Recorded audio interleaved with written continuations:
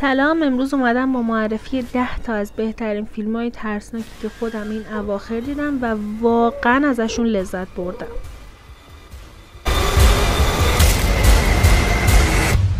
Hello, Sydney. Dispatch, I have an 1155 at the hospital. Need immediate assistance. فیلم اول اسمش هست روز مرگت مبارک. داستان از این قراره که یه دختر به اسم تری توی روز تولدش از خواب بیدار میشه و دقیقاً همون روز به واسطه یه مرد که با ماسک نوزاد جلوی راه سبز میشه کشته میشه. وقتی که میمیره روز بعد دوباره از خواب بیدار میشه و دقیقاً همون روز تولد براش تکرار میشه. بعد از چند بار مردن و کلاً رد دادن این دختر میفهمه که معمای حل این مسئله اینه که باید بفهمه کی هر سری اونو میکشه. ببینید فیلم خیلی انتقاد داشته ولی به نظر من واقعا فیلم قشنگ و سرگرم کننده ایه و 1 و 2 داره که 100% یکش همیشه جذابتره توی همه مسائل، ولی پیشنهاد میکنم که حتما ببینید، واقعا لذت بخش بود. Welcome. You have been chosen to spend 50 days in the Immaculate Room. فیلم بعدی اسمش هست اتاق سفید. داستان یه زوج به اسم مایک و کیت که تصمیم میگیرن توی آزمایش روانشناسی شرکت کنن. حالا آزمایش اینجوریه که اینا توی یه اتاق کاملا سفید و خالی از هر چیزی قرار میگیرن و اگر بتونن 50 روز توی اون اتاق بدون هیچ سرگرمی بمونن 5 میلیون دلار جایزه میگیرن. حالا اگه یه نفرشون خارج بشه، یعنی تصمیم بگیره که دیگه نمیتونه ادامه بده، جایزه از 5 میلیون دلار به 1 میلیون میرسه و اگر 2 نفر خارج بشن، حتی اگه 1 روز مونده باشه به پایان آزمایش، بازم هیچ جایزه‌ای در کار نیست. فیلم به شدت قشنگه. درسته که تک لوکیشنه و اتفاقات خیلی خاصی توی لوکیشن‌های خاص نمیفته و شاید چشمتون خسته بشه از دیدن اون همه سفیدی، ولی واقعا فیلم قشنگیه و من با دیدنش واقعا لذت بردم. جفت بازیگرا به شدت خوبن.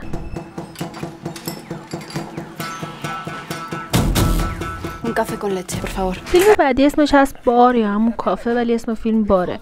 داستان از این قراره که یه تعداد آدم توی کافه گیر میکنن و وقتی که یک نفر از کافه پاشو میذاره بیرون تیر میخوره و میمیره، خیلی بی‌دلیل بدون هیچ توضیح، و یهو شهر خالی میشه از سکنه و این چند نفر گیر میکنن توی این کافه. داستان فیلم خیلی قشنگه. به نظر من اگه بخوای عمیق نگاهش کنی واقعا فیلم قشنگیه، با اینکه بازیگرا واقعا شناخته شده نیستن، من هیچ کدومو نمیشناختم، ولی واقعا همه خوب بازی کردن و هر کدوم به نوبه خودشون عالی نقششون رو درآوردن.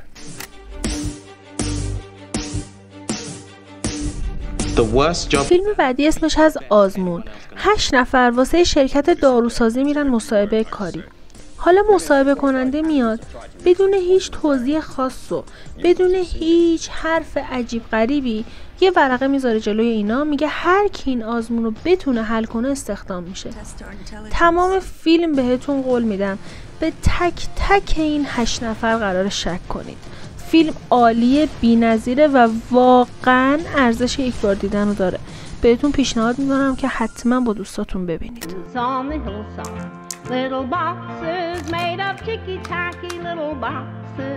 فیلم بعدی اسمش از اتاق فرار که 1 و 2 داره که بازم طبق معمول یکش قشنگ داره. داستان از این قراره که 6 نفر دعوت میشن تا برای یه جایزه 10 میلیون دلاری با هم رقابت کنن. کل این 6 نفر تا آخرین لحظه‌ای که قراره جزغاله بشن جلز ولز کنن، اصلا داستان رو جدی نمیگیرن، اصلا نمیخوام موضوع رو درک کنن که قراره بمیریم. فقط این اتاق فرار یه فرق کوچولو داره که اینو تو داستان که برید میفهمید که اصلا چرا این 6 نفر انتخاب شدن، واسه چی باید این 6 نفر بیان مسابقه بدن و واسه چی اینقدر خاص دعوت شدن، اینقدر دقیق دعوت شدن. فیلم قشنگه، من واقعا لذت بردم. 2 دفعه فکر میکنم قسمت 1 رو دیدم و یه بارم قسمت 2 شو.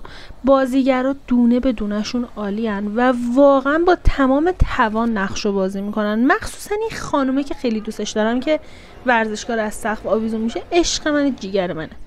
خلاصه که ببین حال کنید دیگه.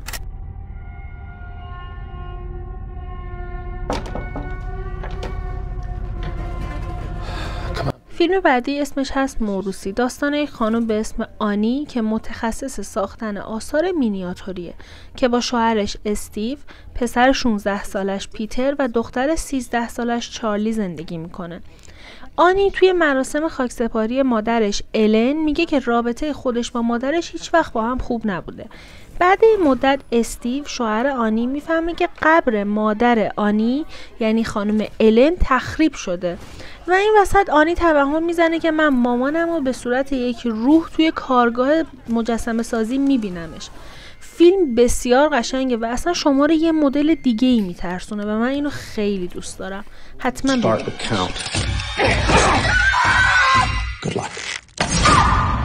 ببینید. فیلم بعدی اسمش هست آماده یا نه. از اون فیلم ها بود که هر چقدر به بقیه اصرار میکردن بیاین با هم ببینیم نمی اومدن. هیچکس حاضر نبود یه فرصت به این فیلم بده. من خیلی تبلیغش رو توی اینستا دیده بودم. داستان درباره یه دختر به اسم گریسه که توی شب ازدواجش با الکس میفهمه که طبق یه سنت قدیمی باید با خانواده شوهرش یه بازی بکنه که این بازی رو هم خودش میتونه انتخاب کنه ولی به صورت شانسی. حالا این بازی یا میتونه یه دونه شطرنج معمولی باشه یا یه قایم موشک خطرناک. فیلم خیلی هیجان انگیز و قشنگه. من خیلی دوست دارم. این بازیگر نقش گریس واقعا قشنگه و خیلی منو یاد مارگورابی میندازه. فکر میکنم که بازیگر معروفی باید باشه. ندیدمش توی فیلم دیگه ای ولی خیلی دوستش دارم. به نظر من حتما فیلمو ببینید. ارزش دیدن داره. عالیه عالیه عالیه.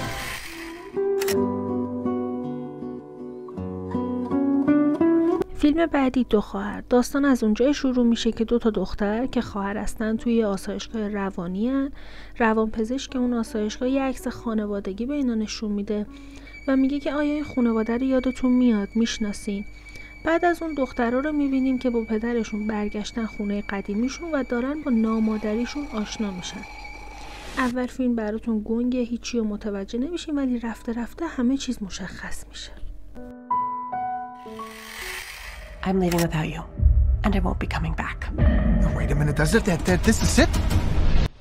فیلم بعدی اسمش هست آجر. یه فیلم خیلی جدید و خیلی خوشگله. شاید متفاوت نباشه ولی فیلم خوشگلیه. داستان زن و شوهر به اسم تیم و اولویا هستش که تیم یه برنامه نویس بازی هستش. بچه‌ها این مهمه و به کارتون میاد وسطای فیلم. اینا صبح روزی که تصمیم میگیرن یه زندگی جدید رو واسه خودشون شروع کنن، در رو که باز میکنن میبینن کل آپارتمان با یه سری آجر الکتریکی و پیشرفته احاطه شده و اصلا نمیتونن از آپارتمان بیان بیرون.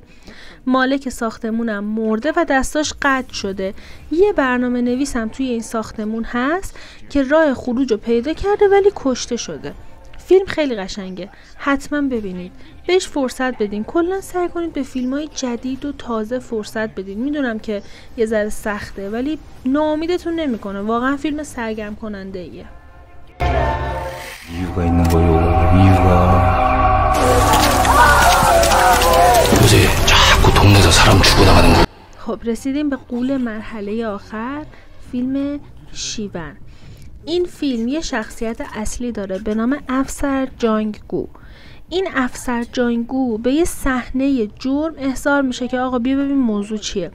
وقتی که میرسه اونجا یه مرد رو میبینه که شبیه زامبیه، صورت و بدنش تاول زده، چشمش سفیده.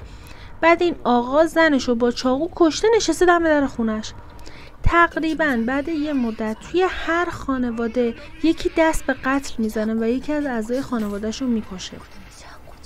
اولش افسرها فکر میکنن شاید به خاطر خوردن قارچ سمی توی اون محوطه باشه که مردم اینجوری زده به سرشون، ولی بعد یه مدت میفهمن که نه، شاید کار اجنه باشه.